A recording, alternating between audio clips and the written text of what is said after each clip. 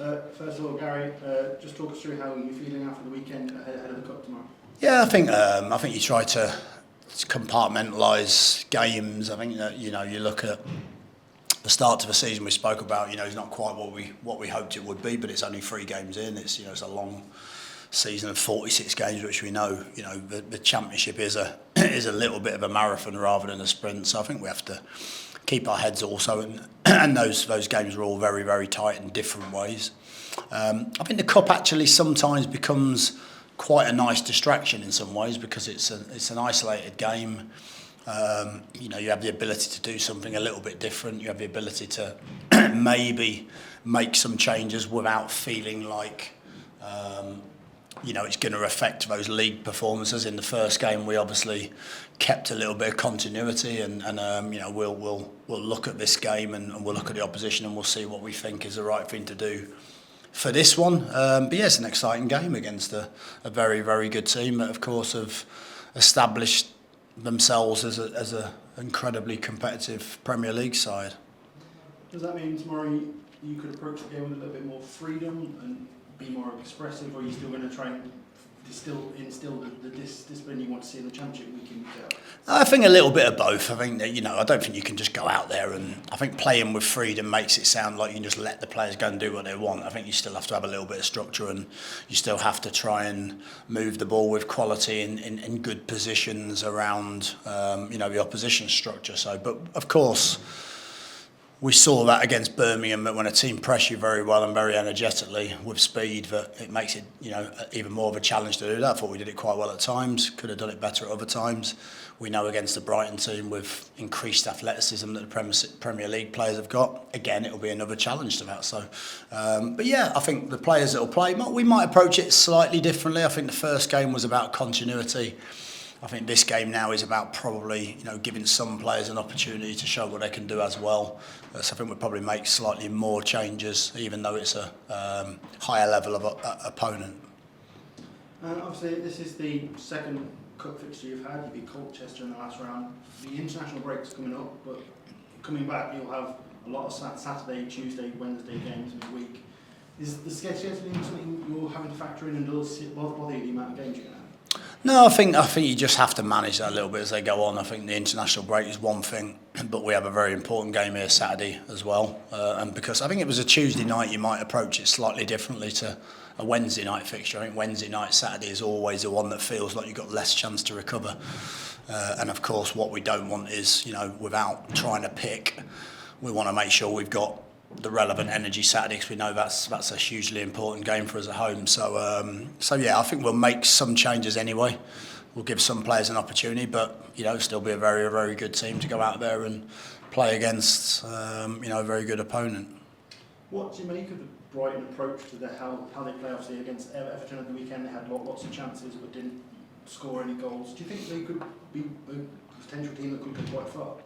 Listen, I think any Premier League team with, they've obviously followed a very distinct recruitment model that's personable to them, and I think they've had a lot of success with it, certainly. But I think that's also hard to perform at the highest level as well as doing that. And we've got a young manager, young head coach who clearly, different types of systems, different ways of playing. You can see the imprint that he's put on the team also.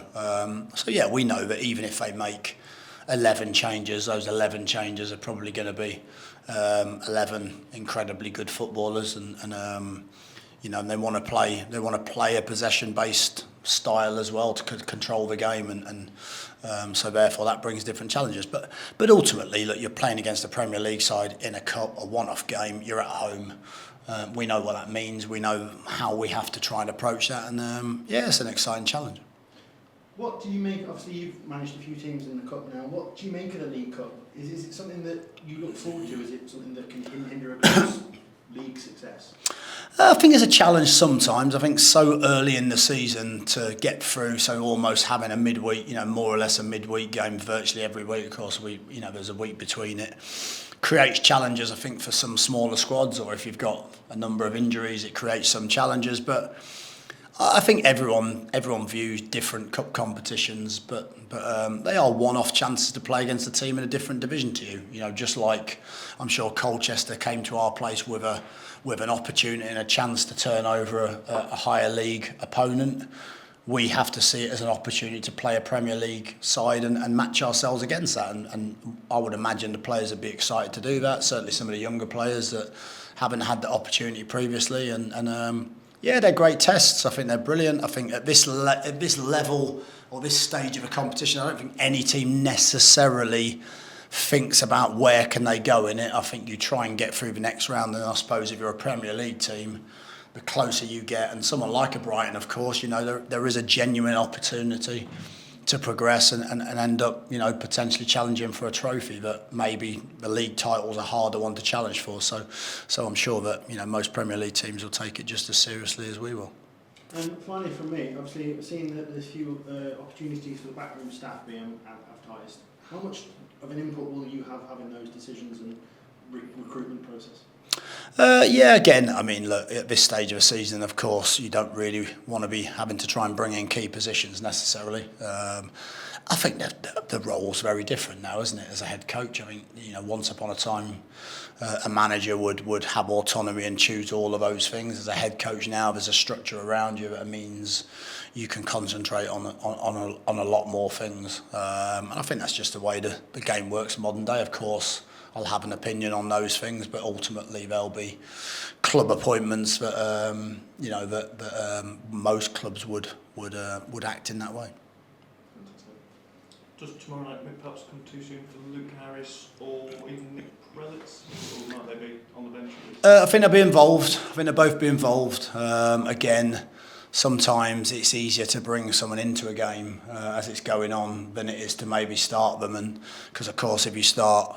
Let's say I start those two, then you know, probably at 45 minutes I've now got to make two changes. So it doesn't really help you from a substitution point of view and impacting the game. So it might be that those two, again, we'll assess that really today and over the next 24 hours. But it might be that those two are involved, and probably if they are going to be involved, it would more than likely be from the bench rather than from the start because of that aforementioned reason. And two of the younger players who perhaps forgot about on the injury front, but Josh Johnson and Steph Negro, how are they? Yeah, JJ's picked up a hamstring injury, so again he'll be out for a while, which is a real shame for him. Of course, again showed some really nice promise pre-season, but every time you just feel like, oh, here we go, he might just get a little run or an opportunity to get in the team. He's been injured again, so it's disappointing for him.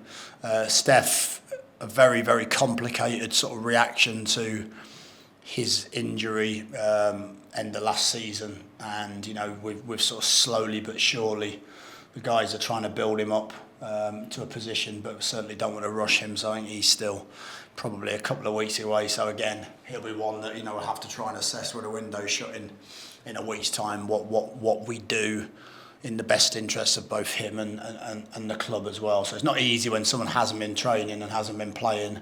But yeah, we'll obviously have to make those decisions because, you know, he's a player that needs to keep playing football, whether that's with us or someone else, and you know, we'll make those decisions, I'm sure.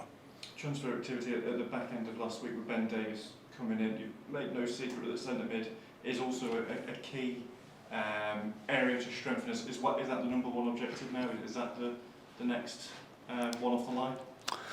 Yeah, I don't know if I've actually specifically said that. I think you guys have alluded to it a few times, and I've maybe not disagreed. I think that's very different from I've specifically said it. But I think you're always trying to make some additions. I think I don't think you can just keep making additions and expect it all to gel quickly. I think that's the challenge at the moment. We've got Luke Harris, we've got Nick Prelitz who haven't played, we've got Ben Davies who hasn't played yet, so we've got three players that could impact the starting lineup. So, you know, it stands to reason that, you know, if we were to go and bring another three players in the next week, that's quite hard to then manage that and get the best out of everybody. So I think it'll be selective. Like I said before, the recruitment team have put some really good options to me. Ed's put some really good options to me. Sometimes as a head coach you have to assess whether you think you need those options or whether you work with some of the players to get them, you know, the most out of them, I think, and it's always that balance.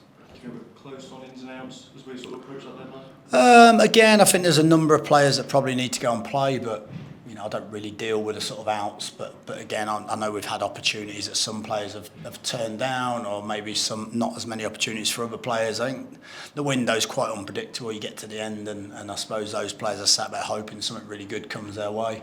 But if it doesn't, we'll assess that. And it's the same with things that might come up to us last minute, you know, which is why, of course, on deadline day you see a lot of people making those like decisions in the last 3 or 4 hours, which it seems crazy to go all that way, but we'll certainly try to avoid that and try not to do that. But of course, every opportunity that comes your way, you know, sometimes you're tempted into just one more, you know, so that's the nature of the game.